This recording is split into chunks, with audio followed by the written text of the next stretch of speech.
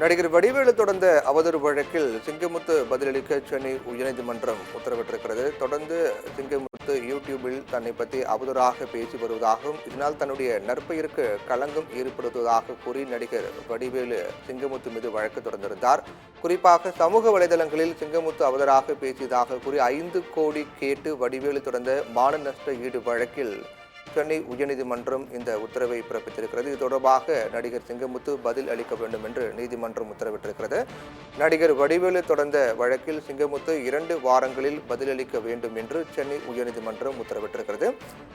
நடிகர் வடிவேலு மற்றும் சிங்கமுத்து ஆகிய இருவரும் தமிழ் சினிமாக்களில் காமெடி நடிகர்களாக வலம் வந்து கொண்டிருக்கும் நிலையில் இவர்களுக்குள் இருக்கக்கூடிய இந்த கருத்து மோதல் என்பது மிகப்பெரிய அளவில் சர்ச்சையாக மாறியது. அதைத் தொடர்ந்து நடிகர் சிங்கமுத்து பல்வேறு யூடியூப் தளத்தில் நடிகர் வடிவேலு குறித்து அவதூறாக பேசி வருவதாகவும் தன்னை பற்றி தவறாக பேசி வருவதாகவும் நடிகர் வடிவேலு சிங்கமுத்து மீது நீதிமன்றத்தில் வழக்கு தொடர்ந்தார். மேலும் தன்னை பற்றி அவதூறாக பேசி தன்னுடைய நற்பெயருக்கு களங்கம் ஏற்படுத்தியதாக குற்றம் சாட்டி தனக்கு மான நஷ்ட ஈடு வழங்க வேண்டும் என்று 5 கோடி வழங்க வேண்டும் என்று நடிகர் வடிவேலு நீதிமன்றத்தில் மனு தாக்கல் செய்திருந்தார். அந்த வழக்குடைய விசாரணை இன்று சென்னை உயர்நீதிமன்றத்தில் வந்தது. வழக்கை விசாரித்த சென்னை உயர்நீதிமன்றம் இந்த விவகாரம் தொடர்பாக நடிகர் சிங்கமுத்து பதிலளிக்க வேண்டும் என்றும் 2 வாரங்களில் அந்த பதில் அனுப்ப வேண்டும் என்றும் உத்தரவிட்டு வழக்கை ஒத்திவைத்திருக்கிறார்கள். இந்நிலையில் 2 வாரங்களுக்குள்ளாக சிங்கமுத்து பதிலளிக்க வேண்டும் என்றும் அந்த பதிலின் அடிப்படையில் அடுத்த கட்டமாக இந்த வழக்கின் நகர்வு இருக்கும் என்றும் எதிர்பார்க்கப்படுகிறது.